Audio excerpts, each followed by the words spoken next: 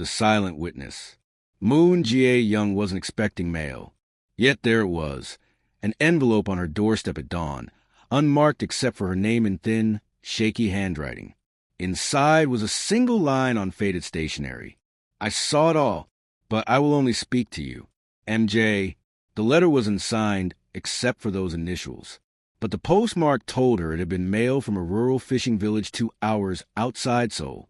She didn't know why, but the moment she read it, her hands wouldn't stop shaking.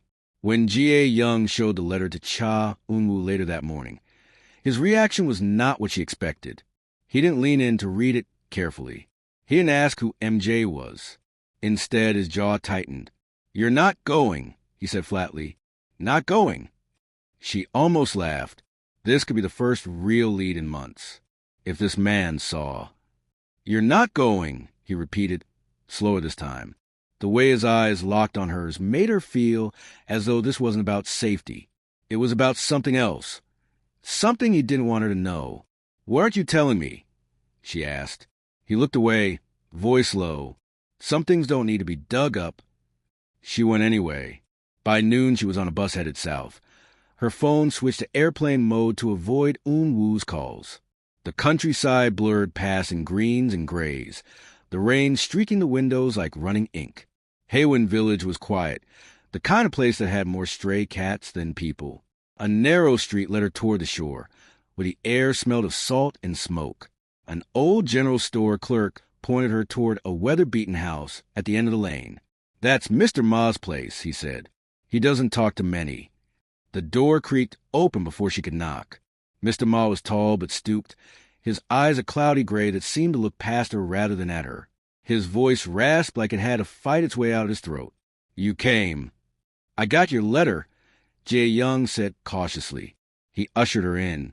The inside of his home smelled faintly of mildew and something metallic, like old coins. On the table lay a battered tape recorder and a small stack of cassette tapes. "What I saw," he began, "was not an accident. It was not chance. It was planned down to the second." Her pulse quickened. "What night are we talking about?" "The night they said he was guilty." Mr. Ma spoke in fragments, each word measured. He claimed he had been working at the docks when he saw a black sedan pull up near the old warehouse. 2 men got out, one matching Eun Woo's description, the other unknown. But here's where the story bent. Mr. Ma insisted the man who looked like Eun Woo didn't act like someone about to commit a crime. He looked terrified. "I heard him say, 'It's not supposed to be like this.'" Moments later, a scream rang out from inside the warehouse. The other man emerged alone, wiping something from his hands before tossing a bundle into the sedan's trunk. Mr. Ma swore. "Eun Woo never entered the building. Why didn't you come forward during the trial?" Jae-young asked. Mr. Ma's cloudy eyes darted toward the window. "Because I know what happens to people who tell the wrong story." He slid a cassette across the table toward her. "Everything I saw, I said here. I recorded it the next day, so I wouldn't forget." Jae-young picked it up carefully, as if it might shatter. But before she could press him further, a shadow passed across the window. Mr. Ma's voice dropped. "You should leave now." She stepped outside into the damp evening air and froze. A black SUV sat idling at the end of the lane. She couldn't see the driver's face, but she felt their eyes on her. Her bus back to Seoul wasn't for another hour. She started walking fast, then faster, clutching cassette in her pocket like a lifeline. The SUV rolled forward slowly, its tires whispering against the wet pavement. By the time she ducked into the general store, her breath was coming in sharp bursts. It was nearly midnight when she unlocked her apartment door. Eun Woo was inside, waiting. His eyes fell to her jacket pocket. "What did he give you?" She stepped past him. "You knew about him, about what he saw." "That's why I told you not to go," he said, his voice tight. "Because you're afraid of the truth?" His gaze darkened. "Because the truth isn't what you think it is." She didn't sleep. She couldn't. At 3 a.m., she slid the cassette into an old player she hadn't touched in years.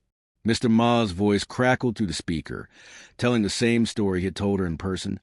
But this time, there was something more. A second voice in the background, faint but distinct. A man's voice saying, "Make sure the pretty boy takes the fall. He's the only one who'll survive it." The next morning, Young found Eun Woo in the kitchen, making coffee like nothing had changed. She set the cassette on the table. Who were they talking about? He didn't answer. Was it you? Or someone else who looks like you? Finally, he looked up. His voice was almost a whisper. "If you keep pushing, Young, you won't just ruin me. You'll ruin yourself." She left without another word, the cassette burning a hole in her bag. Mr. Ma had risked everything to speak to her. And if what he said was true, then Eun Woo's case was only the surface of something much darker. Something that could explain the pattern she'd been chasing for months. But now she had a choice. Take the tape to the press, risking both their lives, or bury it and live with the weight of silence. On the street below, she thought she saw the black SUV again, lingering by the curb. Her fingers tightened around the strap of her bag. The truth might destroy them both. But maybe destruction was the only way to end this. The black SUV was gone when Young finally decided to leave her building that night. But the street still felt wrong. Too quiet, too still. Her apartment hallway was dim, one of the bulbs flickering overhead. As she turned the corner toward her door, she froze. A man stood there, not close enough to be threatening, but not far enough to ignore. His hands were in his pockets, his face hidden under a hood. "You're Moon Young, right?" Her heartbeat spiked. "Who's asking?" The man's gaze flicked to the bag slung over her shoulder. The same bag carrying Mr. Ma's cassette. Then he smiled a thin, unfriendly curve. "Just be careful what stories you believe." And just like that, he walked past her, disappearing down the stairs without looking back. By the time she stepped into her apartment, her hands were trembling again. She dug the cassette out from her bag, placing it on the table as if setting down an unexploded bomb. Eun Woo's warning from earlier echoed in her mind. Some things don't need to be dug up, but the old man's cloudy eyes haunted her just as much. "I saw it all." She replayed the tape, this time with headphones, trying to catch every faint detail. The second voice, calm, commanding, was definitely male, but there was something else in the background, a faint metallic clink. It reminded her of the sound she'd heard in police evidence rooms. The next morning, she met Eun Woo at a small cafe on the outskirts of the city, a place far from prying eyes. He looked tired in a way she'd never seen before. "You've been followed," he said without preamble. Her grip on her coffee tightened. "How do you know?" "I just do." "You mean because you've had me followed?" She shot back. He didn't deny it. "Tell me, Eun Woo, do you know who that second voice on the tape belongs to?" His expression didn't change, but something flickered in his eyes. Young, walk away from this. "That's not an answer." His voice dropped. "Because if I give you one, you'll wish you'd never asked." She dreamed about it again that night, the night he was arrested, though she hadn't been there in reality. In her mind's version, she was standing in the rain by the warehouse. A black sedan idled nearby, steam curling from its hood. Two figures moved inside. One she recognized as Eun Woo, his hair soaked, his voice shaking. "It's not supposed to be like this." The other man, taller, broader, said nothing, just turned away and disappeared into the shadows. Then the scream. Sharp, female, and when the tall man emerged again, he was alone. Her dream ended with police sirens slicing through the rain. The following day, Young took the cassette to a trusted sound engineer she knew from her university days. He owed her a favor, and she didn't tell him much, only that she needed every background noise enhanced. An hour later, he called her over to his workstation. "I isolated the second voice," he said, pressing play. The voice was clearer now, cutting through the static. "Make sure the pretty boy takes the fall. He's the only one who'll survive it." But then came something she hadn't noticed before. Right after those words, another voice, faint, almost like a whisper, said, "Lee Jun-suk will handle the rest."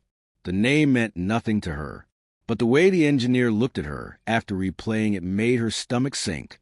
Young, he said quietly, "Do you know who Lee Jun-suk is?" She didn't, not until she searched. Lee Jun-suk was a high-ranking prosecutor in Seoul, one who had retired suddenly right after Eun Woo's case closed. The media had speculated about corruption, but no charges were ever filed. And then she found something worse, a photo from a charity dinner 2 years ago. Jun Suk, smiling for the cameras, standing next to Eun Woo, the same Eun Woo who had told her he barely knew anyone in the legal world. She confronted him that evening in his apartment. "Why didn't you tell me you knew Lee Jun Suk?" His back was to her, but she could see his shoulders tense. "Because it doesn't matter. It matters when his name is on the tape, when he's the one who supposedly handled the rest." Eun Woo turned then, his eyes darker than she'd ever seen them. "Do you think I wanted you to hear that? Do you think I don't know exactly what it means?" "Then tell me." "I can't," he said, voice breaking on the words. "Because the moment I do, there's no going back for either of us." Later that night, her phone rang from an unknown number. She hesitated before answering. "Miss Moon," the voice said, deep and unhurried, "we understand you have something that doesn't belong to you." Her throat went dry. "Return the tape. No copies, and you'll be left alone." "And if I don't?" The pause was long, heavy. "Ask Mr. Ma what happened the last time someone didn't listen." The line went dead. She sat there for a long time, staring at the cassette on her table. Her mind replayed the black SUV, the hooded man in her hallway, the weight in Eun Woo's voice when he told her to walk away.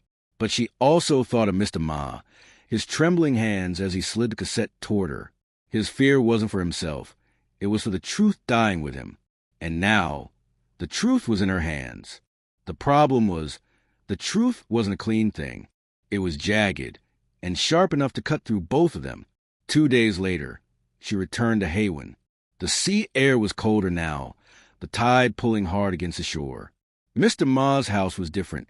Silent, windows shuttered. She knocked, then knocked again. No answer. A neighbor passing by shook her head. "You're too late. Police took him in yesterday.